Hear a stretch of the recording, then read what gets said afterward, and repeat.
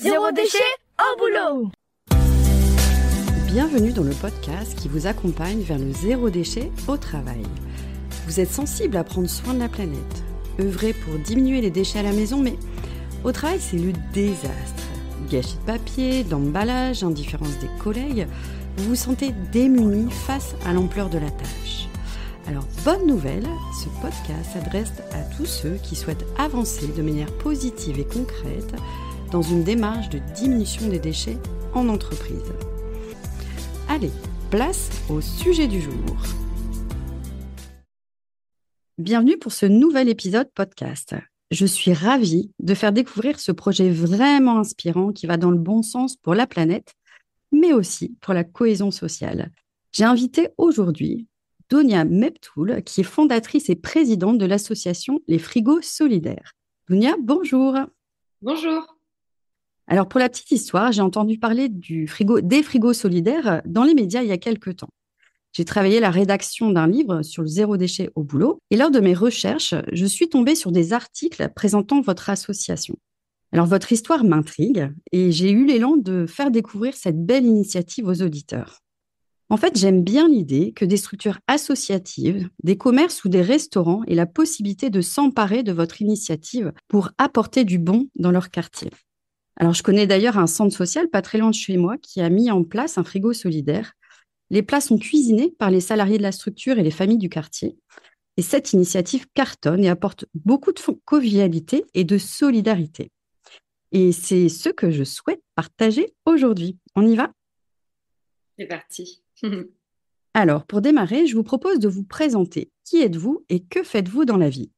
Alors, je m'appelle Dounia Meptoul, comme vous l'avez bien annoncé. Je suis actuellement fondatrice et présidente de l'association Les Frigos Solidaires, qui a vu le jour en 2017. Ok. Et alors justement, comment et pourquoi votre association Les Frigos Solidaires a-t-elle vu le jour ? Alors, pour rentrer dans les prémices de cette belle aventure qu'on vit depuis maintenant presque 8 ans, je suis restauratrice, enfin j'étais restauratrice, fille de restauratrice. Donc avec ma maman en 2012, on s'est associés pour créer la cantine du 18 dans le 18e à Paris, qui était un tiers-lieu familial à taille humaine dans lequel on proposait de la restauration solidaire et des événements solidaires, donc des braderies, des cours de français, des projections de films, en association avec d'autres structures. Et ma maman, qui tenait les rênes des cuisines à l'époque, était assez indignée de voir que, en fait, dans la restauration, on a malheureusement un flux qui est extrêmement irrégulier et donc un gaspillage alimentaire qui peut être parfois très conséquent. Elle est issue d'une grande famille donc de 8 enfants et pour elle, le gaspillage alimentaire, c'est rédhibitoire. Donc face à ce constat, en 2017, on a créé le premier frigo solidaire de France et c'est là qu'on s'est dit, ça va permettre en fait à tous les commerçants, à tous les habitants de se responsabiliser face à ce gaspillage alimentaire qui, à la fin de l'année, représente des tonnes et des tonnes et qui pourrait en fait permettre à des gens en précarité alimentaire de se nourrir dignement et gratuitement. Et alors justement, ça consistait en quoi ce premier frigo ? À quoi il ressemblait ? Où est-ce qu'il était situé ? Comment vous avez mis en place cette initiative ? Alors, on a été démarché par, à l'époque, le Carillon, qui aujourd'hui s'appelle La Cloche, qui est une association qui crée de l'entraide entre sans-abri et commerçants pour mettre à disposition des services tels que recharger son téléphone, aller aux toilettes, boire un verre d'eau. Et l'association La Cloche faisait ses premiers pas dans le 18e. Et nous, on avait déjà cette idée de frigo solidaire qui trottait un peu dans nos têtes. Moi, j'ai eu la chance de découvrir un frigo partagé quand je vivais à Londres, dans un quartier assez populaire londonien, où il y avait un frigo en plein marché central où tout le monde pouvait déposer et récupérer dans ce marché. Et c'était resté un peu dans un coin de ma tête. On a créé la cantine en 2012 et en 2017 revient cette idée de frigo solidaire qui commence un peu à me hanter. Et donc, il était temps de passer à l'action. Quand l'association La Cloche fait ses premiers pas dans le 18e, on se rapproche d'eux pour leur proposer le projet de créer un frigo solidaire et savoir ce qu'ils en pensent, puisqu'en fait, ça avait beaucoup de sens que s'associer, parce que eux répondent à un public précaire. Nous, on a ce lieu qui est la cantine du 18, qui est prêt à accueillir un frigo. Donc les synergies coïncidaient parfaitement. Et voilà, donc en 2017, juin 2017, on achète un frigo, on crée une structure en bois, on met ce frigo dans la structure en bois, on fait une grande inauguration un beau jour d'été. L'aventure commence.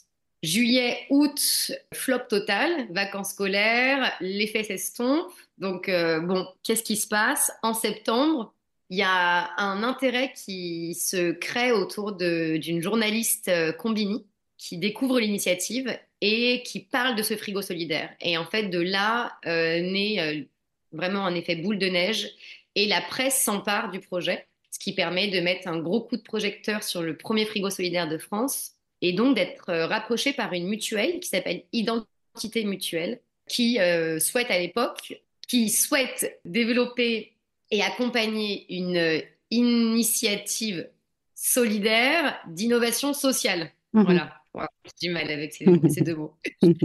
Et donc, elle nous contacte. Et il faut savoir que Identité Mutuelle, anciennement s'appelait la MICOM. La MICOM, c'est la mutuelle qui a été créée dans les bassins miniers pour les mineurs, par les mineurs. Et quand mon grand-père a émigré dans le nord de la France dans les années 50-60, juste avant la guerre d'Algérie, il a eu cette mutuelle qui s'appelait la MICOM. Et donc moi, à l'époque, quand je faisais ces papiers, j'ai eu l'occasion de voir le mot MICOM à maintes et maintes reprises, qui m'a d'ailleurs un peu trop traumatisée comme tous les papiers administratifs en général. Et donc, ça a été pour nous un grand signe que de se dire qu'on est rapproché par la mutuelle de mon grand-père. Donc, ça a fait écho tout de suite et on a créé l'association des frigos solidaires en décembre 2017. Et la mutuelle nous a aidés à essaimer par la suite les frigos. Donc, notamment dans le bassin minier, si je ne me trompe pas. Ouais. Et c'est d'ailleurs la région qui comptabilise le plus de frigos solidaires aujourd'hui. Mhm. Alors, donnez-nous un peu de baume au cœur. Avez-vous une idée des quantités de repas qui n'ont pas été gaspillés? Un peu, alors je ne sais pas si c'est sur une année ou depuis 2017. Ou alors, est-ce que vous avez une petite idée du nombre de bénéficiaires que ça peut toucher? Aujourd'hui, on est en 2025. Waouh, waouh, waouh. L'initiative a vu le jour en 2017. L'année dernière, en 2024, on comptabilisait 150 frigos solidaires sur le territoire, avec aujourd'hui un impact social et environnemental assez fort, puisque les frigos solidaires aident plus de 3000 personnes par jour.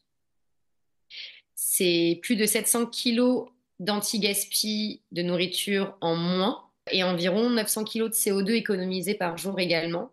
Ça, c'est une étude d'impact qui a été réalisée chez nos différents partenaires, même si ça reste une moyenne, puisque, par exemple, le frigo qui était installé à la cantine pendant 7 ans permettait à 60 personnes par jour de s'alimenter. Ah, ce qui est énorme. C'est extrêmement variable. Ouais, celui qu'on avait à la cantine, c'était... Enfin, non, on parle parce on peut en parler, puisqu'on l'a vécu, on a vécu cette aventure qui était à la fois extraordinaire et à la fois très inquiétante, puisque en fait, on s'est rendu compte, notamment après le Covid, que le nombre de bénéficiaires a été multiplié par 3. Et en 2022, on avait plus de 60 personnes qui passaient par le frigo solidaire. Ouais. Mhm. Et tout à l'heure, vous disiez 700 kilos, c'est par jour, j'imagine, c'est ça?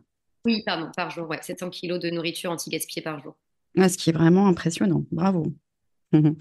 Alors, je vous témoigne ma petite fierté très chauvine. Vous en parliez, donc le Nord est solidaire, donc avec à vue de nez un nombre d'implantations de frigos solidaires assez important.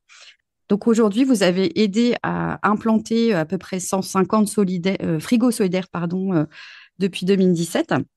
Alors, si on va dans le concret, comment ça se passe, l'implantation d'un frigo? Par exemple, je suis un restaurateur, j'ai envie de mettre en place un frigo solidaire. Comment ça se passe concrètement? Alors, vous êtes restaurateur, l'envie de contribuer à créer de l'entraide locale pour limiter votre gaspillage alimentaire ainsi que celui des autres commerçants aux alentours. Il suffit de se rendre sur le site lesfrigosolidaires.com, remplir le formulaire qui est disponible sur le site, donc première prise de contact. On contacte, alors, il y a plusieurs choses. Alors, en fait, c'est un peu compliqué puisque les frigos, comme c'est une innovation sociale, quand ça a été créé, il n'y a eu aucun soutien municipal à l'époque, puisque c'était vraiment notamment une coquille vide juridiquement, une innovation sociale qui n'avait pas du tout de retour d'expérience, donc beaucoup de personnes sceptiques, négatives et inquiétées de rendre la nourriture disponible de cette manière-là. En fait, je reviens juste là-dessus parce que je trouve que c'est hyper intéressant parce que ça montre comme la confiance, en fait, elle s'acquiert, quoi, et dans tout ce qu'on entreprend. Et quand on a créé les frigos, peu de gens croyaient vraiment à ce projet. Ce qui nous a vraiment permis de nous démarquer, c'est le soutien des citoyens. Et en fait, les premiers frigos solidaires ont été financés par des cagnottes de financement participatif. Donc, des vingtaines, des trentaines, des centaines de personnes qui finançaient sur le site d'Hello Asso un frigo dans leur ville. Et des étudiants, des professeurs d'école avec leurs élèves en élémentaire, des lycéens, pardon, des élèves en université. Beaucoup d'étudiants qui se sont appropriés le projet pour créer des frigos solidaires. Ça montre aussi à quel point l'anti-gaspillage touche beaucoup toutes les générations, mais beaucoup les étudiants et beaucoup les jeunes générations.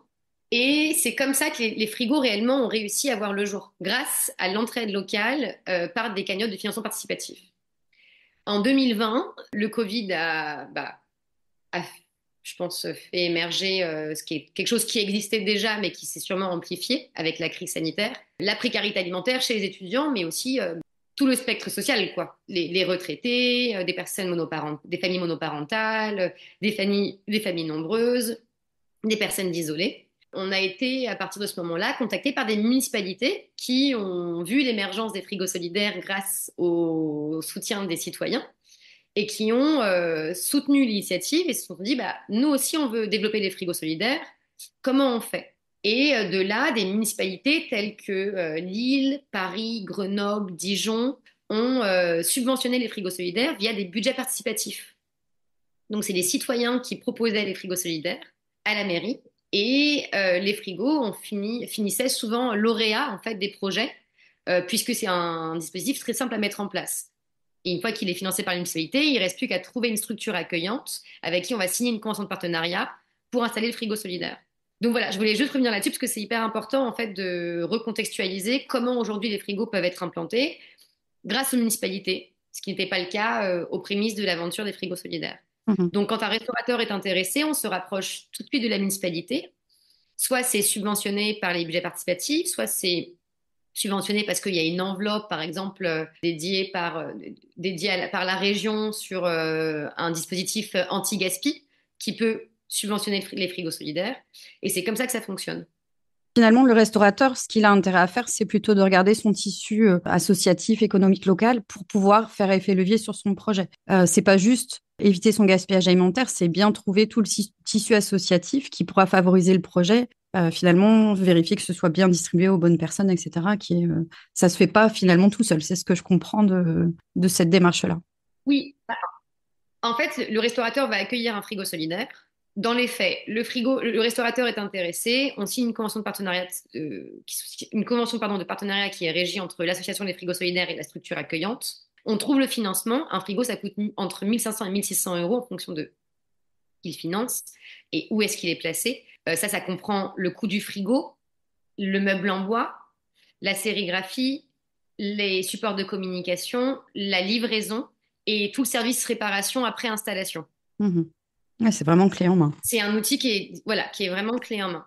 Il va recevoir son frigo, on va pratiquer une grande soirée d'inauguration, ça c'est un moment hyper important puisqu'on va convier tous les acteurs majeurs de la ville, les associations, la municipalité, la presse locale, les clients du commerce et les autres commerçants aux alentours pour vraiment faire connaître ce projet et que chacun se l'approprie. Et effectivement, une fois que le frigo est installé, c'est l'entraide locale à travers tous les acteurs majeurs de la ville qui ont été conviés, mais aussi qui font vivre le quartier. Parce que le frigo, il peut pas être alimenté par un seul restaurateur, il peut pas être géré par une seule personne, il faut qu'il soit alimenté et que les personnes qui sont en précarité alimentaire soient au courant que ce projet existe. Donc, Mhm. c'est ce qui crée la richesse des frigos solidaires, c'est parce qu'en fait, ça marche en collectif. Mhm. Ah, c'est chouette. Et alors, finalement, dans un frigo, on y met quoi concrètement? Qu'est-ce qu'on peut retrouver dans un frigo? Alors, sur le côté gauche du meuble du frigo solidaire, on retrouve les tutos d'utilisation qui expliquent qu'est-ce qu'un frigo solidaire et qu'est-ce qu'on peut y déposer en tant que particulier et commerçant. En tant que particulier, on peut déposer des fruits, des légumes, des denrées sèches, telles que des pâtes, du riz, des biscuits, des produits laitiers. En tant que commerçant, on peut déposer tous les invendus qui n'ont pas été tous les invendus d'un restaurateur, d'un boulanger ou d'un primeur. Alors, j'entends déjà des détracteurs qui vont me parler d'hygiène. Alors, justement, pour les rassurer, à quoi doit-on faire attention en termes de sécurité alimentaire? Alors, je pense à des dates de péremption, nettoyage du frigo, si c'est déjà ouvert, on fait comment? Est-ce qu'il y a des aliments à privilégier, d'autres à éviter? Enfin, comment est-ce qu'on peut rassurer les gens qui seraient inquiets sur la gestion du frigo? Et là, c'est une excellente question. C'est l'une des raisons pour laquelle c'était très difficile convaincre les personnes de cette innovation sociale, en fait, ce qui fonctionne, c'est que le frigo, il est installé chez une structure morale. Un restaurateur, une association, un CCAS, une université, un hôtel, un restaurant, un commerce, épicerie, ou voilà.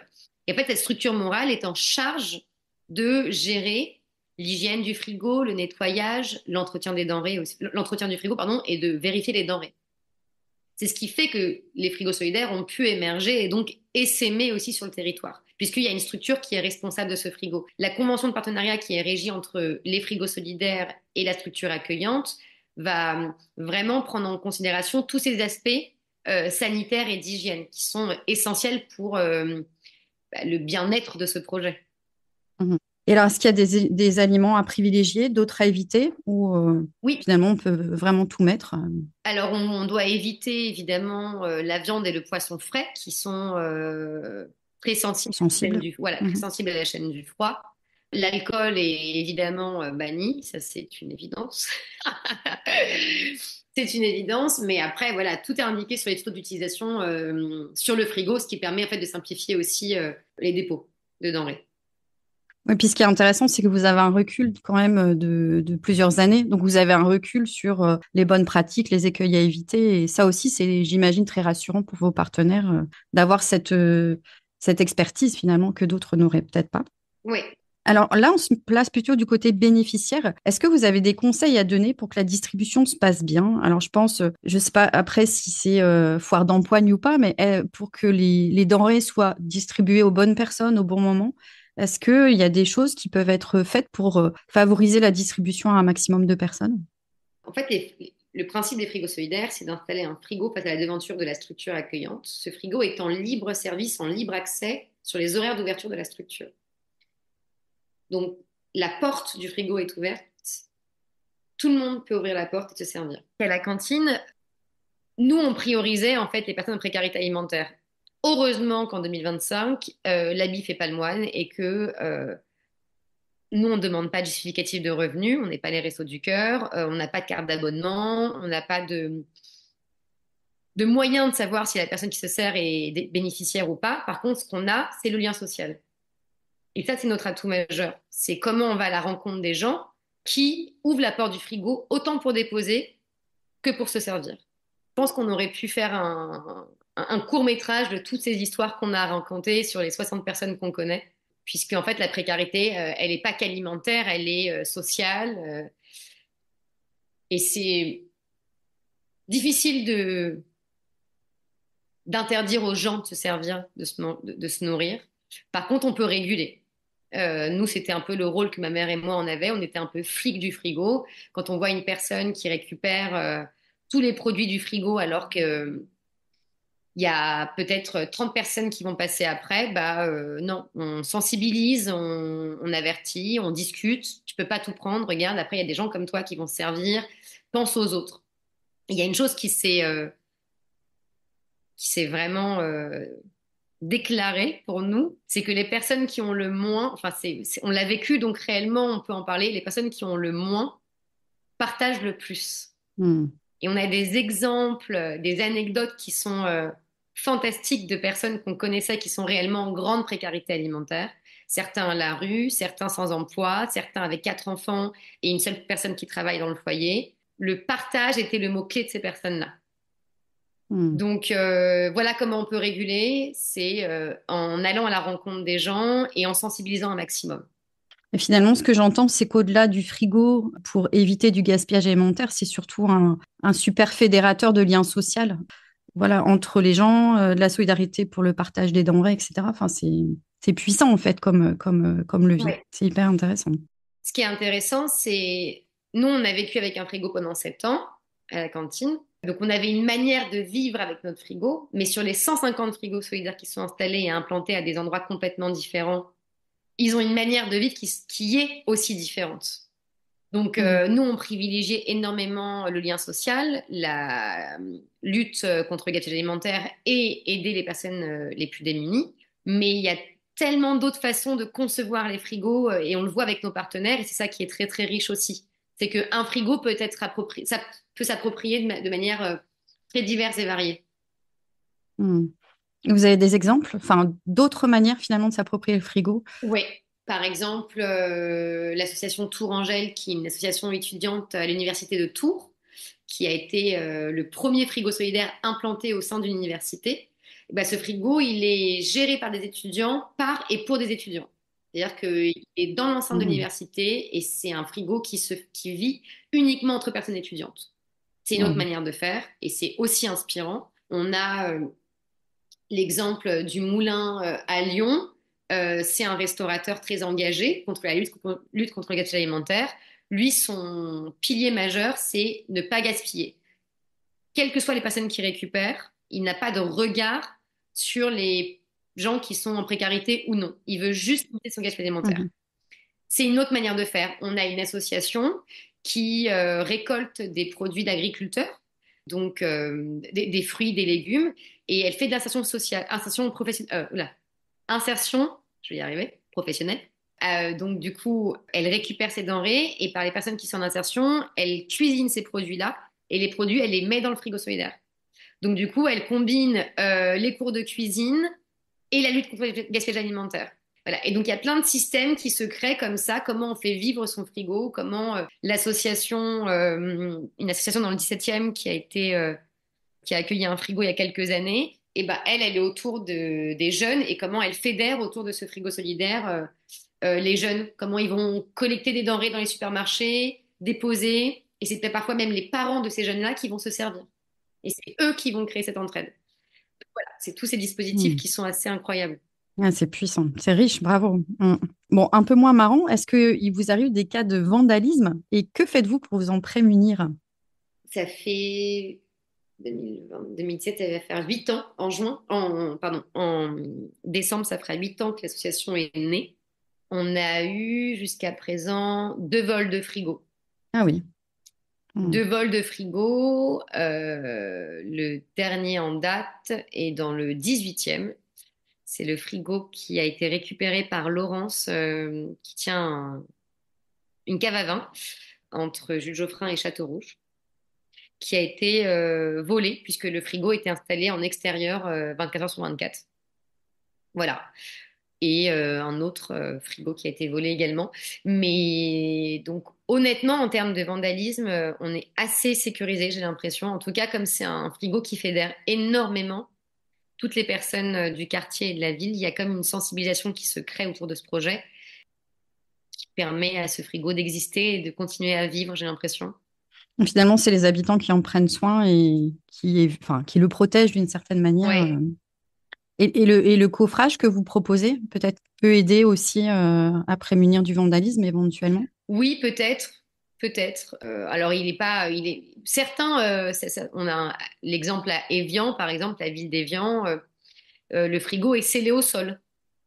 À l'ARS 13, une laverie sociale à Marseille, boulevard de la Libération, le frigo est aussi scellé au sol.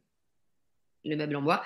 C'est des manières de faire. Nous, à la cantine, il ne l'était pas. On a d'autres partenaires qui ne l'ont pas fait non plus. Ils n'ont pas subi de vandalisme ni de vol jusqu'à présent. Mais je pense qu'effectivement, le fait que tout le monde soit impliqué dans ce projet, peut-être que ça sécurise quelque part. En fait, il y a quelque chose de... Ça sert vraiment, en fait, ce frigo. Donc, Hmm. Quel serait le frigo solidaire le plus insolite que vous avez implanté, ou alors votre plus grande fierté, enfin, une petite pépite, un peu anecdote à nous raconter. ouais, il y en a pas mal. Petite pépite, bah, moi, je pense... alors, je suis pas du tout objective, mais pour moi, la vraie pépite, c'est le premier qui a vu le jour à la cantine, quand même. Parce que on a réussi à fédérer, à créer de l'entraide, à donner de la confiance aux gens qui n'en avaient pas dans un projet qui était assez douteux au départ, comme toute innovation sociale. Et les gens qu'on a rencontrés, la transmission, le partage, les rencontres, la convivialité, les repas solidaires, tout ce qui a été,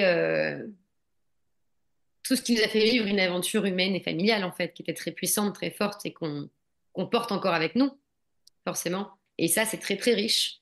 Après, là, par exemple, une vraie fierté, c'est un frigo qui a été financé par l'Université de Nice, qui va voir le jour le 29 avril. Comment, il y a encore 7 ans, on était dans l'incapacité de convaincre des institutions publiques, des municipalités, des collectivités, des régions et qu'aujourd'hui, c'est l'université elle-même qui s'accapare le projet et qui se dit, on le finance et on le porte jusqu'au bout, ce projet.